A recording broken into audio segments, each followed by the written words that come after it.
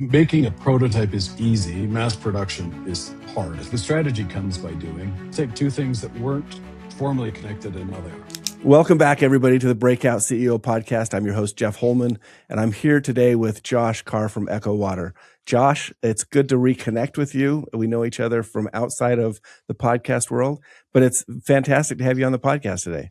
Yeah, it's. I'm happy I guess it was kind of serendipitous that we ended up in this spot, but it was like, hey, I know Jeff. This is going to be great. So That's right. Somebody reached out to me and said, hey, Josh is doing some shows, and would you be interested? I'm like, I know Josh. Of course I'd be interested. I want to hear what Josh is up to. It's been, I guess, you've been in your new thing for about 3 years now, since you're just saying you just passed the 3-year anniversary, right? yeah. So yeah, it's probably been 3.5 years since we've talked. That's fantastic. It goes so fast, doesn't it? Oh my gosh, it does. It does. I don't want to start projecting ahead and be like, well, 3 years, then all of a sudden, what are those diagrams people use and they fill in the dots? They're like, oh, this is how many months you have left. Oh yeah. There's one you can get online that has how many weeks that you're alive, That's right. And Yeah, no, that's not my thing. So, but it does go fast, and I'm glad to reconnect and hear what you're doing with Echo Water. So, we just did some icebreaker questions though, and you were telling me before we jump into your business stuff, you're telling me about the cars that you're working on. So, how did that come? Have you always been into tinkering with cars? we grew up really poor. So it was fix the car to survive. And even from a young age, and so it goes from that to now I do it to relax, and I don't really have to do it. But I do really enjoy it. It's a nice process switch from being on sales calls and phone calls all day and working on the computer all day to just working with your hands and, turning a wrench, getting your hands dirty. There's something cool about it too, of like taking something broken and old and making it work again. Yeah. It's really just so satisfying. I think, there's a symbol there for people as well. And I think that's kind of interesting, we all feel that way a little bit. So, as individuals, you're probably right. We've all got stuff that we could maybe tinker with and fix a little bit more, or maybe not tinker with and break it again. I don't know. Maybe depends. Yeah, but you get a lot of wear and tear as you go down life's highway. And it'd be great to just have a reset. I told you I restored that old Beetle, and I saw it in a field, and it's a very rare car. And most people probably wouldn't think a Beetle is rare, but by the time you get to the 60s, they're importing about 1 million a year into the United States. But in the 50s, they imported 2,400 of this model. Oh, wow. And so when I saw it in the field, and I was like, this car has to be saved. I wasn't even looking for a project, but I knew it had to happen.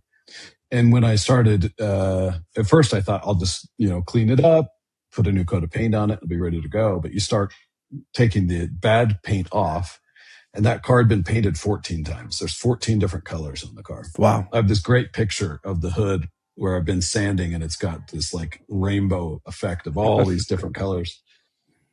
And that car lives so many lives, it's really just kind of fascinating. And I think we all do that same kind of thing, and something very human about it. And, not giving up on the old thing, and there's still value there, and everything's going electric and digital, and those tangible old physical things that stink and make loud noises are like, I don't know, they're cool. It's fun. Yeah. No, that's awesome. Well, it had me thinking, when you mentioned it before, it had me thinking in a business context. We're not necessarily trying to revive and fix really old, outdated businesses, but a lot of businesses go through that turnaround. They go through that period where the original founders say, man, I just don't know that this is something that it's worth me putting more time and energy into. So they either get ready to take it to the junkyard, or they get ready to, sell it to somebody else for parts. And I think if I'm not mistaken, your story with Echo Water might follow a little bit of that same path. You're coming in to kind of keep the business going, right? Yeah, it's Paul, the original founder, is kind of a visionary. I think we've all known these entrepreneurs who see something coming but maybe they see it way too early. And Yeah. that's kind of how Paul is he saw hydrogen water as a solution to the problems before there were even any clinical studies showing that it was such a powerful antioxidant and all the things that it did. He had Yeah. kind of been using intuition, had kind of figured that out. And about a year after he launched the business, the first study came out in Nature showing the effects of hydrogen water on the body and all the benefits and how amazing it was as an antioxidant, and um, he he had kind of seen that coming, that kind of visionary thing. But after, beating that drum for 10 years and trying to get people to pay attention for so long and bring awareness to it with, not the degree of success that he thought it should have, Hmm. he was in a spot where he was frustrated and we needed to inject some new life into it. And so he'd run into some business problems and some lawsuits and some other stuff that put him in a tight spot, and gave us the opportunity to pair up and to create a new business and tackle this thing together.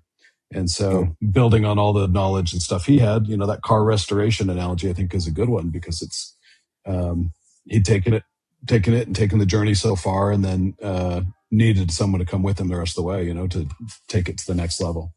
Yeah. And No, so that would be me if I was restoring a vehicle. I've taken apart one or two things in the past. there's They just a never quite pile of make it back parts. together. And I'm like, hey, does anybody know how to put this back together? I don't know if it's Yeah. I don't know if it's a knowledge thing or a patience thing or something, but it's not my forte to sit and problem solve mechanical things, unfortunately. Yeah, yeah. And my brain's just wired to do it. It's like second Yeah. nature. So I can take it apart and see just the pieces and know how it goes together. I could probably walk into your project and reassemble it, But If I still had it. yeah, and I think that's a good analogy of the business, and it's been a lot of fun. Paul had accomplished so much and brought the business so far that it wasn't starting at zero per se. I mean, we had to start at zero revenue, just like everybody. But his depth of knowledge, the things that he'd encountered and learned, the equipment that he'd designed and developed over the years, gave us a running start for sure. And so then it was just, how do we get people to pay attention to this? And, how do we turn this into something for today, for modern times? So, yeah, it's been a lot of fun. Well, I want to dig into some of the details about that. But I'm really curious if you have some insight, or even just maybe it's even an outside perspective at this point, because it might be Paul's perspective more than yours. But I've talked with other CEOs about, and some of them have done this themselves. Some have come in and rescued other companies from people who've done this. But we've talked about being ahead of the wave or being ahead of the curve. And Mhm. I'm curious if you have any perspectives in dealing with Paul as to what is it that kind of motivates people like Paul to take real action on something when it is ahead of the curve? Is it the excitement of discovery? Is it just the challenge of bringing something new into life that didn't exist? Do you have a perspective on that, or is that a question Well, Paul would have I to answer? no, I've done a number of startups, and I've done a number that are in the, like, this has never been done before world. I get just as excited. I get excited by persuading people and by solving a problem and having that expressed as a transaction. So I tell people, and I don't think people believe me, but it's absolutely true. I get just excited for that first $500 transaction as I do for a $500,000 transaction later, right? It's like, how do you crack the code and how do you figure this out? And for me, I love puzzles and I love problem solving. Maybe that's something with the cars, but I learned years ago, like, I'm in my happy place as long as my brain is doing some difficult problem, whether that be a 3,000 piece puzzle at Christmas time, or putting the pieces of a business together, or trying to figure out how to persuade somebody or tell a story better. But it's exciting for me to just kind of solve that and figure that out. And then, you're bringing something to life. That's such a rush, but it isn't for everyone, like, you have to have some tenacity. It's got, like, I think other people have said, if you're willing to work 18 hours a day for 6 hours a day pay, then you're cut out to be an entrepreneur.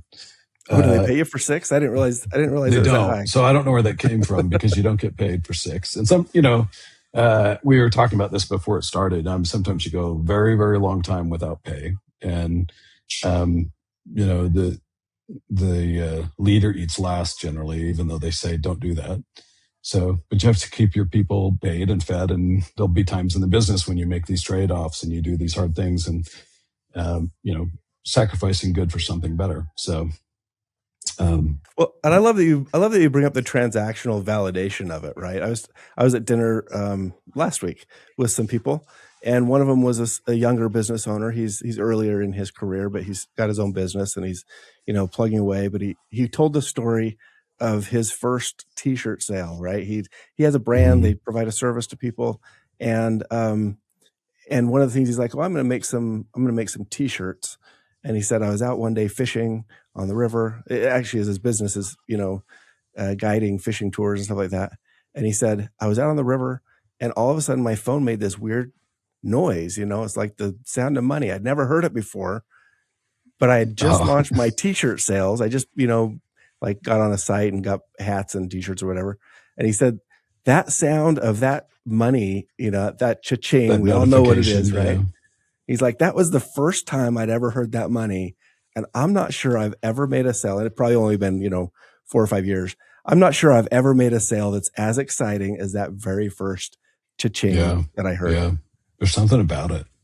Yeah. Yeah. Is that part of what drives you then? Is it kind of the close the sale or like, is that just validation that your idea has value? Yeah. That's the measuring stick to know that you're on the right track, right? Because you're trying to solve a complex problem. It's multifaceted.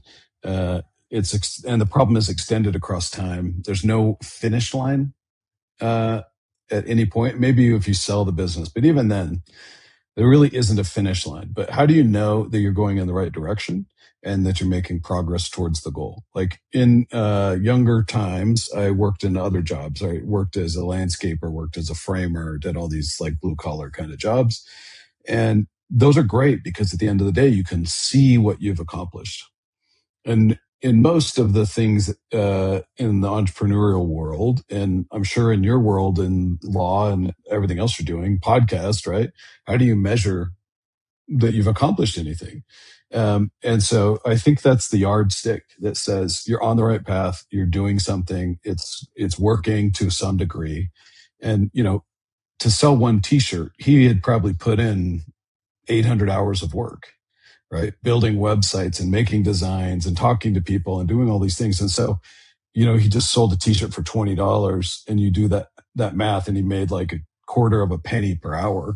And but it's just so exciting because it's the yardstick. Well, are you still able in your role today, the CEO role of Echo Water? Are you still able to chase that type of feeling, or is your role completely different now that you're rebuilding this company or have rebuilt this company? I think your role. Do you get some of the same satisfaction there, or do you just find it's a Yeah, different plane? you're never done building, right? And you get like certain deals that you close or opportunities that come. We're always launching new product. We're always experimenting and trying new things, and so it's fun. Just we started this way of working together that they do at Tesla and called mobbing. It's something that it's taken from software development where you find a problem and you get a group together to solve the problem. And in code, they're very short generally. So it's like, hey, we have this bug, we have this thing. Let's get 3 sets of eyes on it and see if we can solve the problem. Yeah, it's a sprint in normal software. Like people do a 2-week sprint where it's like, we have these goals we want to accomplish. And so over these 2 weeks, we're going to build against that goal, and then we'll have a launch date, and then we'll do a new sprint. A mob is more like a bug, some breaking change, some sort of thing. And then you just get intense focus around it for a brief period of time. So Tesla started doing this with manufacturing. And so if the assembly line, if there's some problem, They shut it down, they group forms, they solve the problem, then they go on their way. And then they start doing it for every aspect of the business. And we started doing this as well. And it's such a fun way to work because it's like, what is the biggest problem facing the business this week?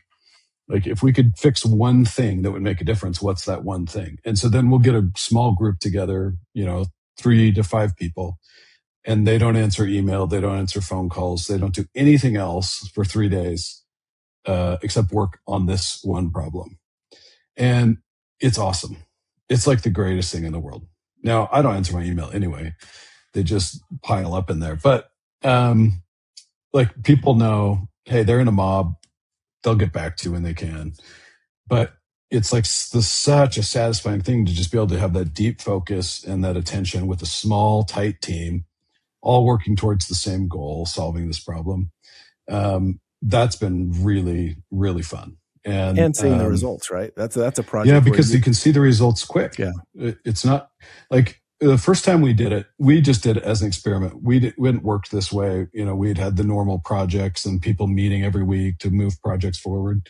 And so we decided to do this. And in 3 days, the team cranked out this stuff that I wasn't involved in the first one. And I was so blown away by their results. Like, when they were presenting what they'd accomplished, I'm like, you guys realize this would have taken us 2 or 3 months. Like, had we done the old process, this would have taken us 2 or 3 months, and you've done it in 3 days. And it's unbelievable, like the volume that was done by that small team, just being super focused. And so that's really rewarding, and it gives you some of that immediate feedback. I think as much time as we can spend doing those hyper productive, deep focus kinds of things, it's really great.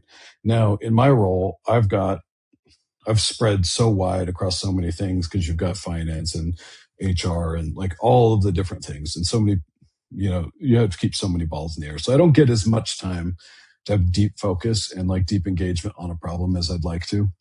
I think that would be my goal, is like getting to that point where I have such competent people and process in each of these verticals that they really don't need me.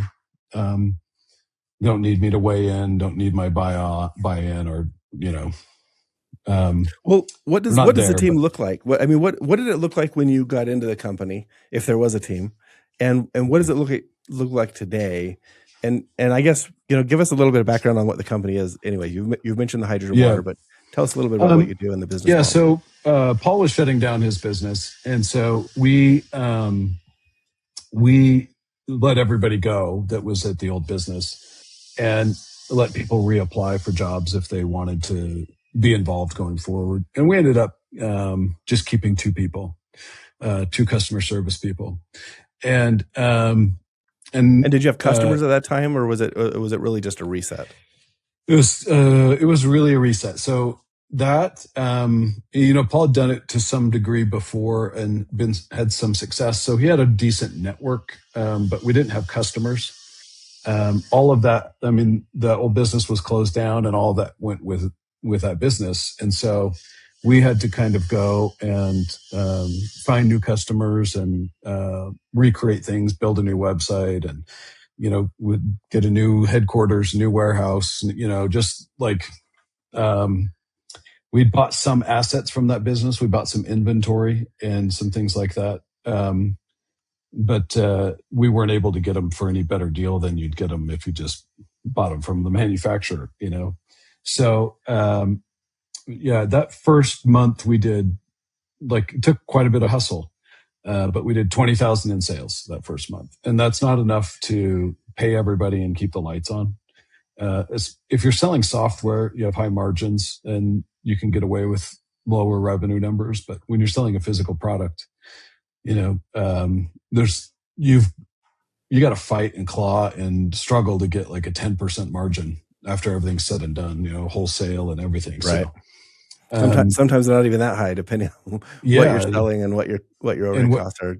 Yeah, and what stage you're in, right? Yeah. So, well, give the audience an idea of what it is you're selling, and Yeah, actually, I have one right here, so I'll show you. Great. We have so this is a product I invented after we launched the business, but we were selling the EcoGo Plus, which I have one here somewhere too, but I don't see it. But they're hydrogen water bottles. And so um, hydrogen water is the antioxidant that your body's evolved to use. Normally, you generate hydrogen in your gut through fermentation, but all of our gut health is trash. And so we're not producing the hydrogen that our body needs. So there's this, your body's demand for hydrogen, especially as you age, goes up, and your ability to create it is here. And so we try to fill that gap. And so what we do is this bottle, you fill it with water. In the base of the bottle, it's a touch screen with an app. Let's see if get that to focus, maybe. And there's a hydrogen generator in the bottom. So there's two platinum coated electrodes with a proton exchange membrane in between. And the oxygen, it uses electrical current to separate the water into hydrogen and oxygen. And so the oxygen comes out a little port here on the bottom, and the hydrogen gets bubbled up into the water. And so your body is naturally absorbs hydrogen through the gut as it produces it with fermentation. And so we just try to deliver as much hydrogen to the gut as we can. And as you do that, your body is able to better control inflammation. Hydrogen's the smallest, it's number one on the periodic table. And so it can go anywhere in the body, and the body's evolved to use it. And so it's extremely effective antioxidant. It's also a selective antioxidant. So this is a little nuance, but there's some process in the body that requires oxidation. And it's a positive thing.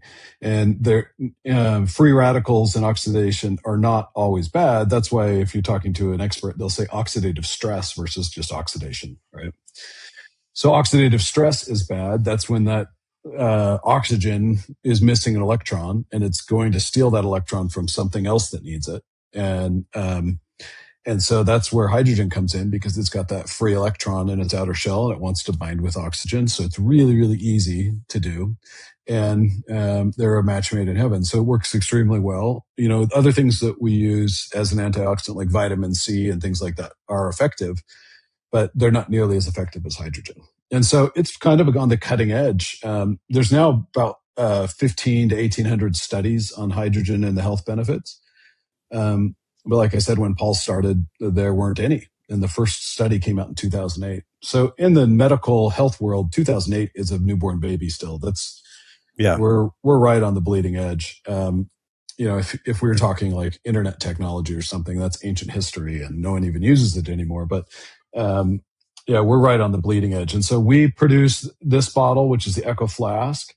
And then we produce units for the home, and then whole home filtering, like really high-end filters, not just like stuff you could get at the big box store, but things to eliminate all of the PFAS and forever chemicals and all the nasty stuff that we're now discovering is in our water, all the hormones we don't really know what that is doing to people, other than we know the outcomes are not good. In the studies they've done, not natural. You look at the contaminants in the water. We have a tool on our website where you can check for water contamination. Mm-hmm. So you put in your address and zip code, and it'll pull up the EPA data for your specific area, and then show you how far above health guidelines you are. Because your local government cares about stuff that's going to kill you quickly, not stuff that's going to kill you in 30 years. And so people think their water's clean because it's clear, but we are learning a lot, and we're learning it really fast. And as you go down the list of contaminants, it's basically like cancer. Like, in the studies they've done on this crazy thing, everyone gets cancer. And on this one, everyone gets cancer. And so there's a lot of stuff in our water from industrial process and pollution, and sometimes natural too, just depending on what your water source is. That accumulates across time. And so we try to get people to have as clean of water as they could possibly get, and then make that water as good as it can be by adding hydrogen.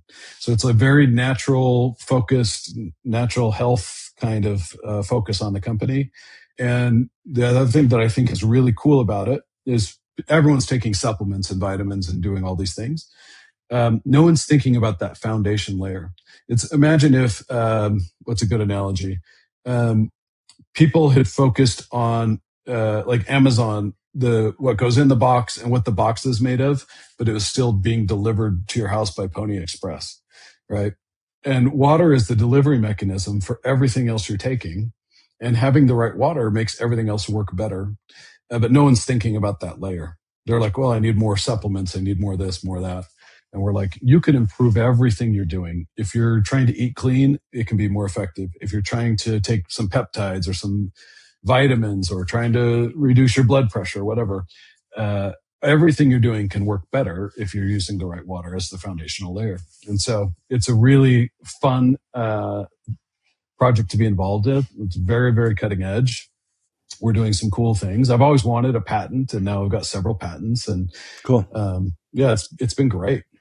So That's awesome. Well, I'm curious, do you see yourself as a water company or a health and wellness company or a hardware we're a company? health and wellness technology company. Okay. So, it's not a software company. It's like we are hardware focused. So like when you interact with us, you're going to end up with a physical something, right? In your home, under the kitchen counter, in your hand, in the utility closet. But we are a wellness technology company. So all of our endpoints are connected to our app, or all of them will be soon. And all that data gets integrated and gets shared with your health kit and with all your other things. So you would categorize us more like a Whoop or an Oura Ring or something than you would. Dasani water or some water brand. Yeah, we don't sell a bottled water. We sell a bottle that makes water. So. Yeah. No, I love that. I'm curious though, I know you're telling me beforehand how you got into the business, but it's been 3 years building it from zero. Where have you been able to bring it to today? We did 18 million last year. We haven't taken any investment or anything. So it's all been bootstrapped, which is a totally different set of challenges. We are considering fundraising this year because we've been able to create so much value, and the wellness tech is trading at a high multiple. So we think we can raise money to help us accelerate into this. I feel like there's a gap in the market that we can fill. And I want to get to that gap before anyone else does. And so, but yeah, we've just bootstrapped it all the way. And so I know we'd probably be 2 or 3 times as big if we'd raised money at the right spots. Yeah. But we weren't ready to do it. Well, and that has its own set of challenges too, right? Yeah. And we didn't have everything in place to we would have had to give up too much of the company to get anything substantial. And then that hinders you from doing future rounds and going where you'd like it to go. And so now we're in a good spot where we've got all the foundational stuff in place, and all the money that we would raise could just be used to accelerate. And so I'm not 100% comfortable, but I'm 90% comfortable with where we are in fundraising now. That I would, like before, I probably wouldn't have said yes to money, and now I'd say yes to the right money from the right people. So yeah, well, that makes sense. And not a bad time to not be raising when the market's been so wild the last few years, wildly down, right, in a lot of ways. Yeah. So it's been kind of a chaotic time. And what's really interesting is after CES this year, I hadn't told anyone we were going to raise money, and but I just started getting call after call after call from VCs, and I just kept saying, "How do you find us?" And they'd always say the same kind of thing: "Oh, we have our people, we have our research, we know what we're looking for," But I probably had 30 VC meetings in January, and I was like, "How is this happening?" I haven't reached out to anybody. How do these people know we even exist? So. I want to hear some more about that, but before we do that, I want to maybe step back, because going from 0 to 18 million in a hardware-based company isn't an easy thing, especially when maybe you started with some baggage that you had to leave behind. What were some of those kind of major milestones that you hit along that path? Just a quick note about our guests. I host the Breakout CEO podcast to share behind-the-scenes insights from scaling businesses. As an attorney, I see the real challenges leaders face long before success becomes public. But client stories have to stay confidential. So we invite guest CEOs to share their own moments of struggle and success. I'm so grateful to our guests and my team at Intellectual Strategies for making this show possible. Now, let's get back to the show. I think launching the Echo Flask, we had a different bottle that we sold before, and we had a lot of Chinese knockoffs that had come into the market that really don't do what this does, but there's no regulation, so they make the same claims. So people would see our bottle and say, "Oh, that's kind of expensive. I'll just go get this cheap one on Amazon," not knowing that. My biggest fear was they would think, "Oh, well, hydrogen water doesn't work because they got a bottle that actually wasn't even producing hydrogen, right? They got a bubbler or something." Yeah, something fake. And so I'm like, you have a bottle with bubbles in it, sparkling water. It's not the same thing. So, in fact, hydrogen bubbles are so small you can't even see them. You see bubbles coming up, but those are the ones that are too big where they've combined together and they go to the top just to outgas. So getting this product that was so distinctly on our brand and was the launch of us being able to do the integrated app, that was a huge milestone. And at the same time, we had the Trump tariffs coming on. We moved manufacturing from China to the Philippines. And so there's all of these factors that combined at that point. That was a pretty stressful time. Because getting hardware right is extremely difficult. Getting software that works with the hardware is extremely difficult. So luckily we have customers that are very generous to us. They know that we're on the very cutting edge of things, and they were very forgiving of, late deliveries and mistakes that we made and, whatever. They've had a lot of grace with us because of that. But that was really a major, major milestone. Because now we own the entire production from top to bottom. I'm paying invoices for O-rings and little plastic resin beads and just all of the different components that go into it. And it's so shockingly complex. You would never dream that it could be so difficult.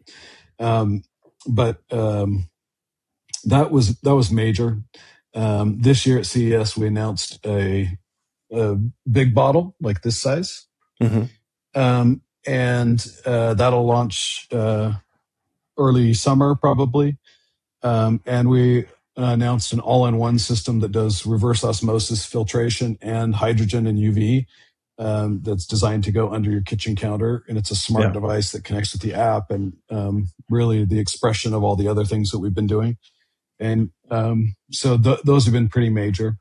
And controlling the manufacturing on all of those, it makes a big difference. So, what led you with the flask? That's what you called it, right? The flask. Just because it's like a flask shape, like you'd have with alcohol or whatever. I love it. I'm glad you showed that because it looked more square from when I saw it on the screen before, but I can see that now. What led you to think that a new product design would make a difference? Was there a problem with the old one? Were you getting feedback? The old one worked great. And a lot of our customers still use it. And, our bottles have a 5-year warranty. And so they're just, they'll use it till it wears out. The biggest problem was it was easy to copy. And we didn't have just from a manufacturing and a design standpoint. Yeah, we didn't have any design patents on it. And it was also a lot easier to manufacture.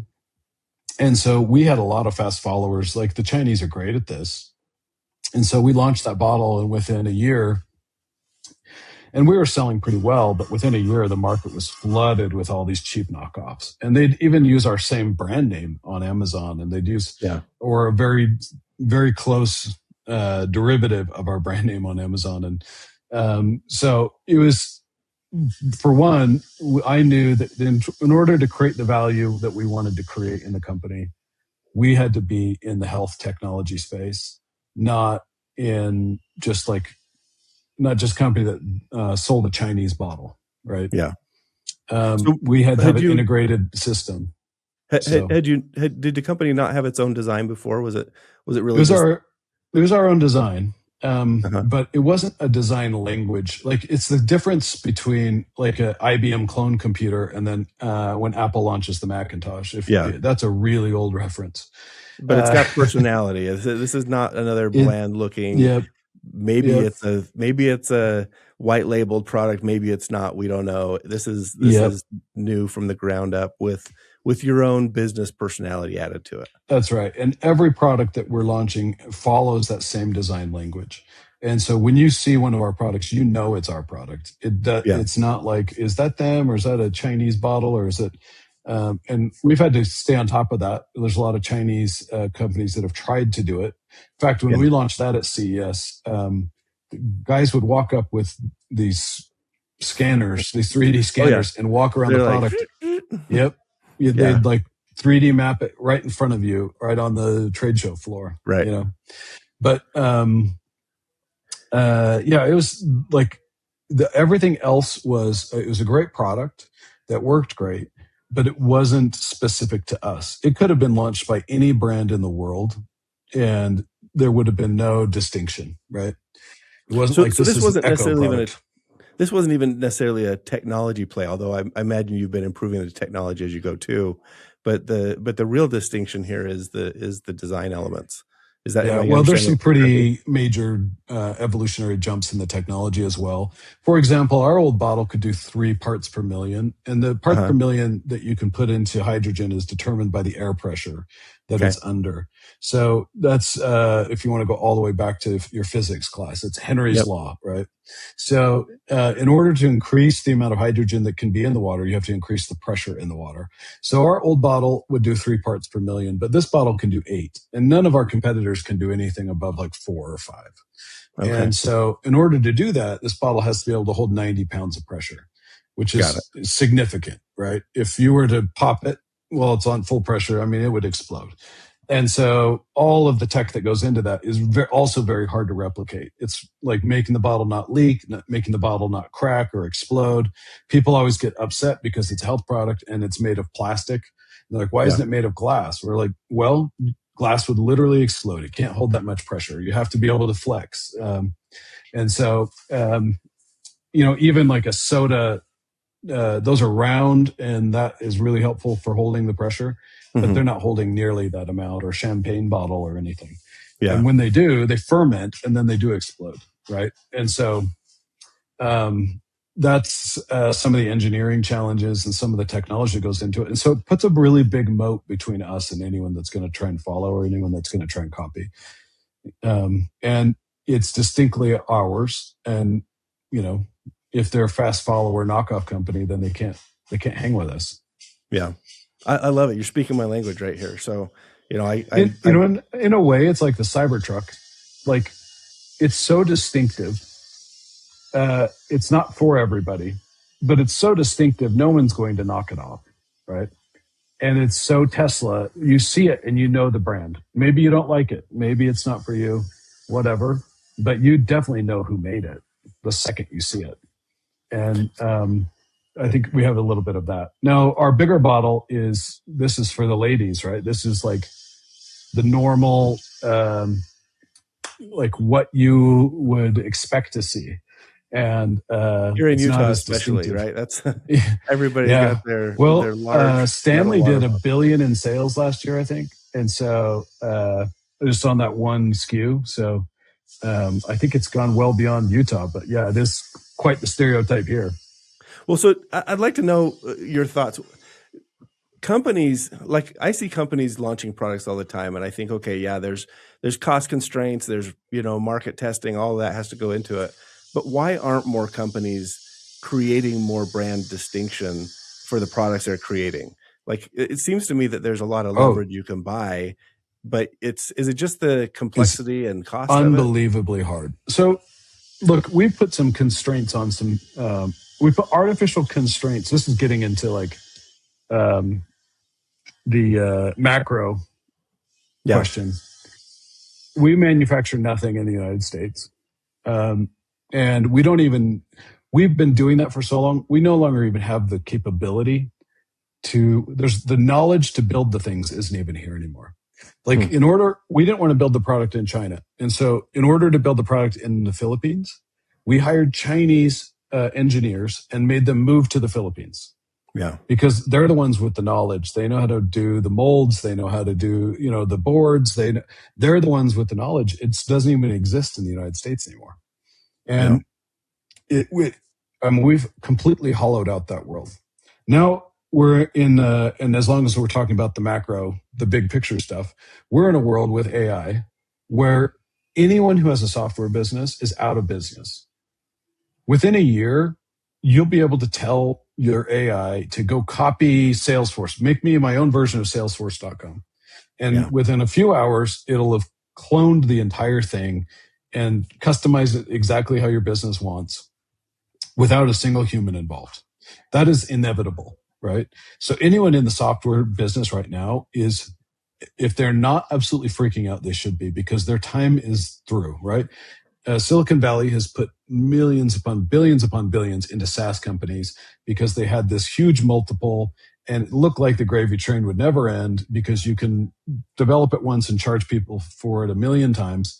But the only businesses that will be valuable in 5 years are people that are producing hardware. Like anyone producing software is done, right? Anyone that does anything with knowledge, you talk about the legal practice. Yep. So much of the legal world is over.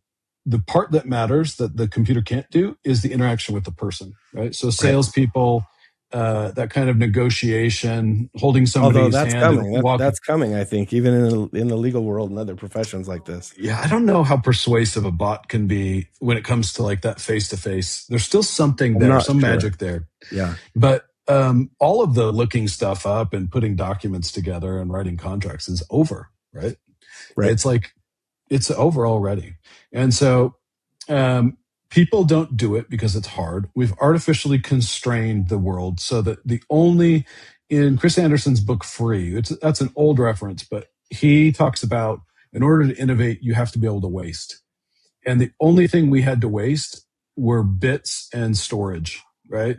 So we could waste compute, but we couldn't waste electricity. We couldn't waste any physical goods. We couldn't do anything. And we've constrained that world so much for so many reasons.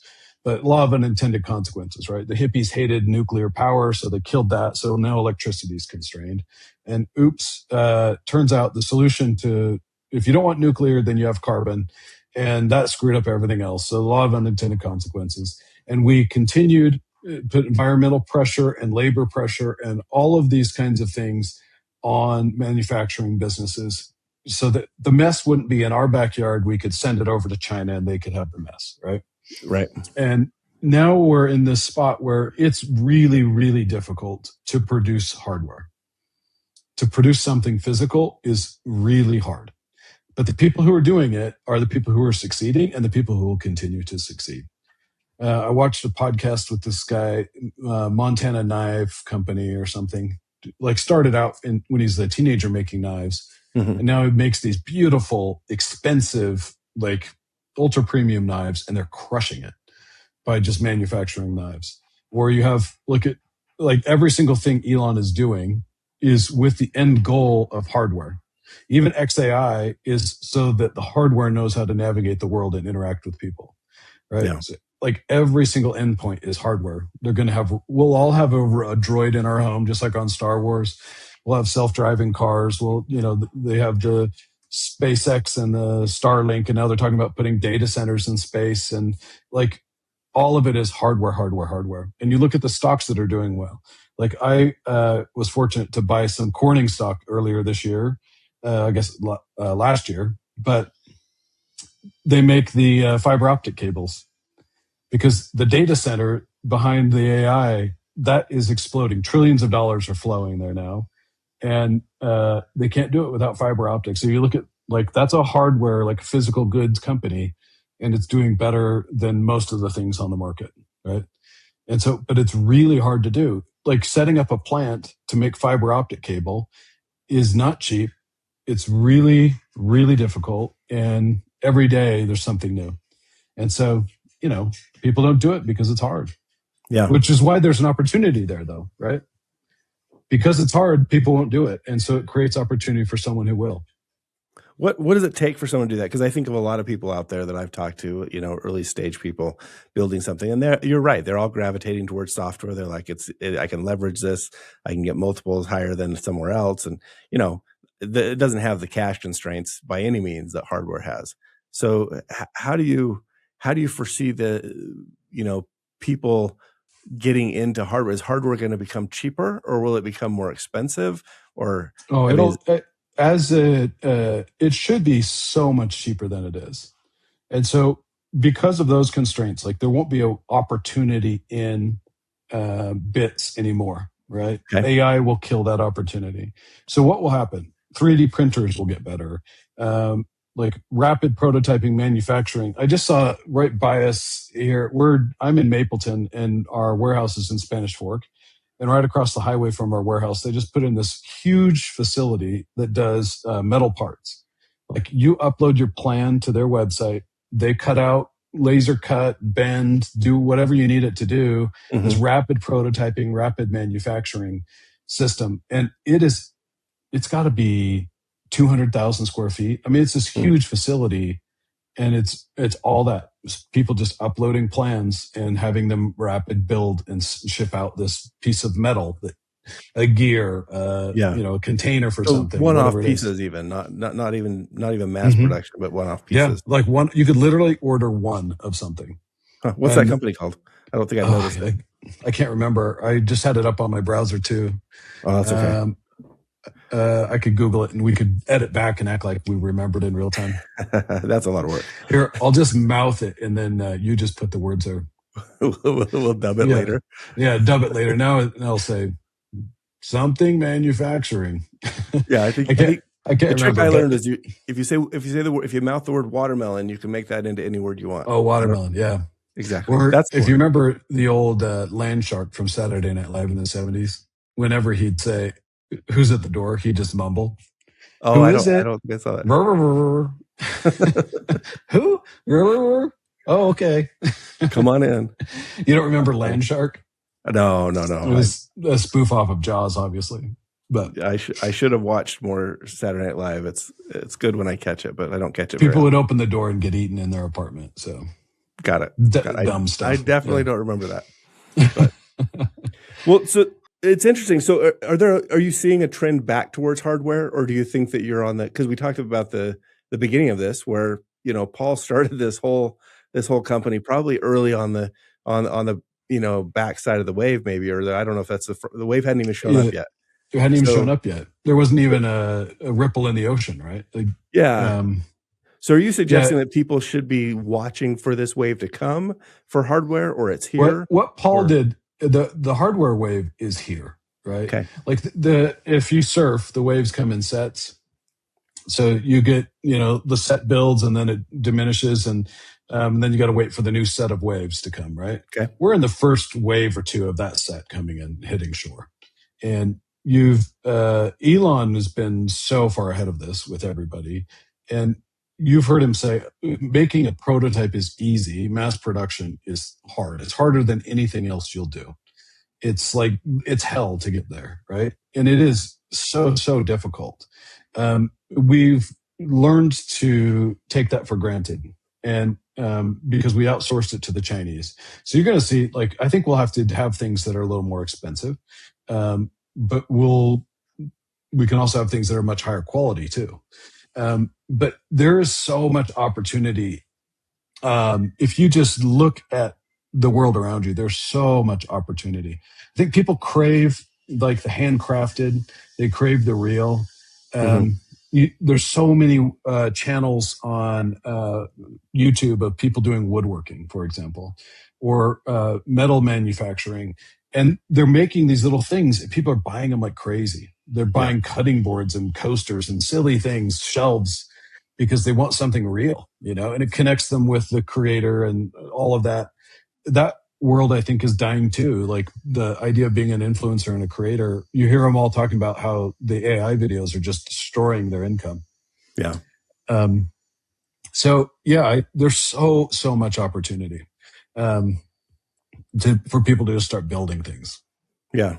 Well, what's something that somebody, if they had been looking at this set of waves and watching it start to come in, they're like, man, I want to be in hardware. I want to jump in. Should they be looking to buy a business? Want something that they can revive or that's not a bad idea, because there's that whole generation of people that are retiring.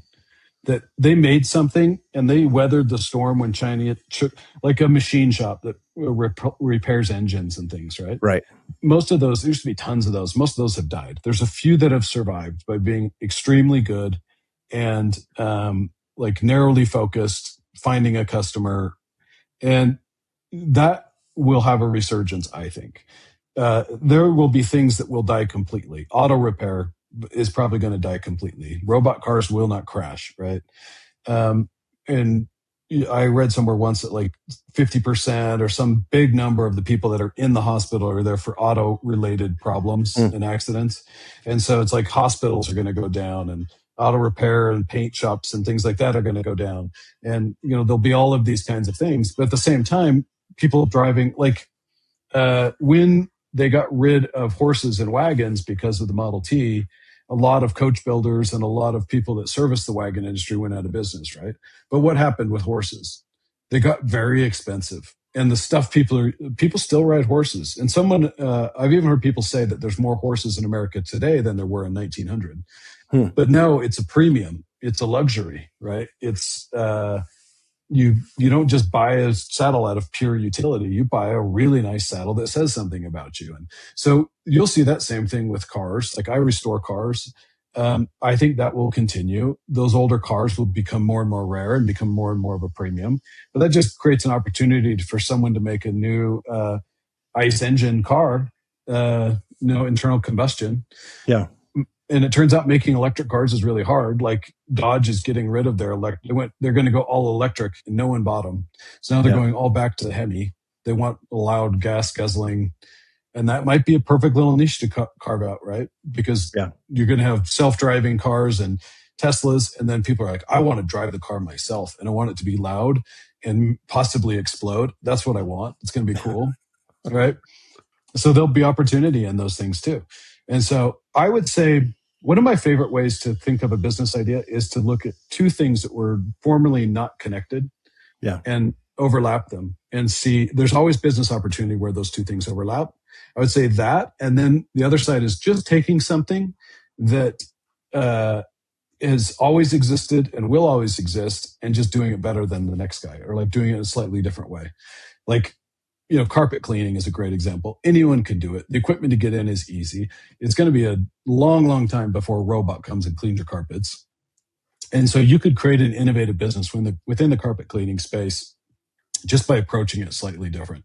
Could you do a subscription model? Could you do a rental model? Could you do some kind of hybrid approach where, there's any myriad of ways to innovate within that business model and create something interesting. And you do that for 10 years and all of a sudden you've got a great business. And, but on the hardware side, taking two things like the iPhone took 20 things that were formerly not connected and connected them, right? Right. So it's like the phone and the iPod was how they described it. But also it had an alarm clock in it and a calculator in it and a camera in it. And it just goes on and on and on. But taking any two things and combining them, suddenly you've got a hardware business. So, I love that. Let's do it right now, Jeff. Let's do it with something. Let's name two things that you see in your office, and let's play this game. Oh, two things I see in my office. I see my water bottle. It's the blender bottle that I'm using. Yeah. Two things. Just one. Yeah. Name one other thing. Anything. Well, I'm looking at the ice pack that's sitting there on my shelf because I got a little tennis elbow from weightlifting. So. Yeah. See, right there, like, okay, could you make a water bottle that has the inside is, you can freeze it, or has an insert that goes in that can keep things cold? Could you have a collapsible water bottle that you throw in the freezer as an ice pack, then it expands and you can fill it with water? Could that zip up? You could make it into a slushy, and then you could just keep going down this path, right? And suddenly we've invented something, this ice pack water bottle concept, or even down to the point, I don't know if you've seen how Amazon is delivering when you order Amazon groceries now, that comes with a frozen water bottle in there as the ice. So you get like a little bonus item to keep your groceries cold. And that's a little bit of innovation. It's really kind of brilliant. And, so like we just riffed for 30 seconds and came up with 4 or 5 ideas, probably none of them any good, but those two things weren't combined before, and now give that us could be a 45 business. seconds, we'd get there. Yeah, right. If we were like just played with those ideas for a half hour, we may end up saying that's a dumb idea, no one should do it, or we may say, oh, there's actually really something here. But you could just take two things that weren't formally connected, and now they are. Yeah, no, I love it. I have to say I'm a little shocked because when we started this conversation, I thought we're going to talk about hydrogen water for 45 minutes, and I'm going to learn everything there is to know about hydrogen water. Well, we probably should have. That would have been better for my business. But your team would be like, "What are you doing talking about hardware?" Yeah. But we instead of talking about water, we talked about hardware and all the other business stuff around what you're doing. So I really appreciate you being flexible with all that. So. Yeah, and if we're wrapping, I know we're into this quite a bit, probably longer than you normally go. This is great. On the business side for me, I would say, like my thing of caution, hydrogen water has been amazing for me for my arthritis and reducing inflammation. I can not recommend it enough. It's a very natural, very non-intrusive way to solve that problem. It's worth a try. The other thing that is deeply concerning to me is all the stuff in the water. So a lot of people will say, well, I've got a Brita, I'm good. But the Brita changes the flavor of the water. It doesn't take all the stuff that's going to kill you out of the water. I worry about the water you're drinking. And then the part no one thinks about is the steam you're inhaling in the shower. People took cold showers until just recent history. We are breathing, our skin is designed to keep bad stuff out. Our gut is designed to try to keep bad stuff out, right? That's why, like, if you eat something bad, you get diarrhea, it just flushes it out, or you puke. So, but it gets it out, right? But your lungs are not designed to do that. And so as you're inhaling that steam and all the nasty stuff that's in there, I'm really concerned about what we're getting into our bodies. And so that would be my caution, is make sure your water is as clean as you can get it.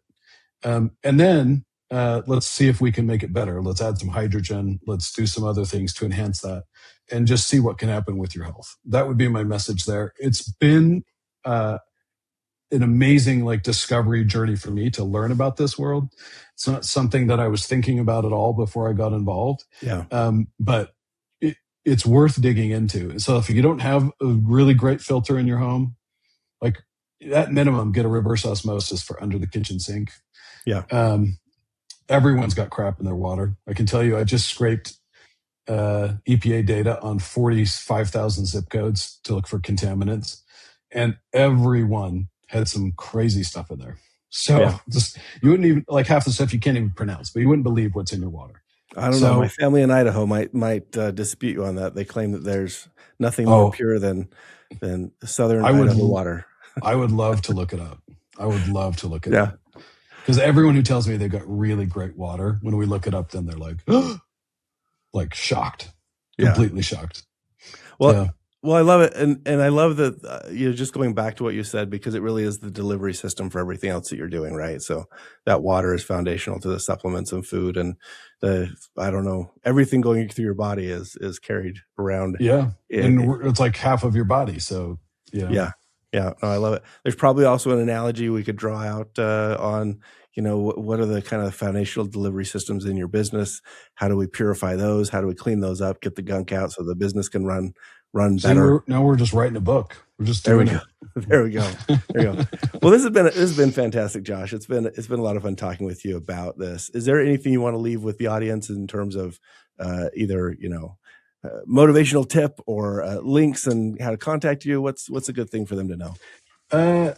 I would say you can just Google me, or echowater.com is our website if you want to check out our stuff. Google Josh Carr Superstar and I'll come up everywhere.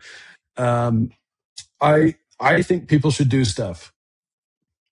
Be an entrepreneur, try things, experiment. I've always been an entrepreneur at heart, but I remember I was working at this big company, and you get these jobs out of college and you think you've made it, right? And they've got 10,000 employees or whatever, and there are these people there that were like stars. They'd been there since the company was founded 30 years before, and then layoffs came, and those are the first people that got laid off. All of the stars, all of the people you couldn't live without. And I was like, if they're vulnerable, how vulnerable am I? And everyone thinks about they want diversified retirement account and they don't want diversified income stream. Like they're so dependent and they think they're safe because they're with this company that's secure or whatever. And I'm like, the only way you're safe and secure is if you take care of it yourself. So I think everyone should be an entrepreneur. I think you should just go do it. I think it's the natural state of humans. If big government, big business don't get in the way, is, you go back and it's like you're trading your wool for their meat and, whatever it is. Everyone was an entrepreneur, right? And I think we're designed to do that, and we're happier when we do. So I encourage it. I love it. It's not as scary or as risky as you think it would be. Well, and there are ways to take smaller steps if you do feel like it is. Like test it out. Yep. I'm rehabbing my foot right now from a break from soccer, and slowly but surely I'm testing out how much weight can I put on it. Can I roll it this way? Can I do this with it? And sometimes it works fine, and other times I'm like, nope, not that one. So there's no wisdom in running out and doing a sprint, right? Right. Yeah, you can run a bunch of little experiments and figure out what you love to do, what you're good at, where the opportunity is, and like create something. So, yep, I love it. Well, I love catching up. I love what you've created. I love hearing the success. $18 million from zero 3 years ago, spinning this company Echo Water back up, and all your insights that you've shared with us and with the audience. So, thank you so much for coming on the show. Yeah, it's been a lot of fun. I'm glad we got synced up again. Yeah, it's been a pleasure. And thanks to everybody else in the audience joining us on the Breakout CEO podcast. Be sure to follow or subscribe on your favorite podcast platform. And if you enjoy the show, a rating or a review goes a long way. Our mission is to promote the stories of breakout CEOs in scaling SaaS, e-commerce, and tech companies to equip peer CEOs with valuable perspectives and confidence. Thanks again for joining us on this episode of The Breakout CEO. I'm Jeff Holman, and I'll see you next time.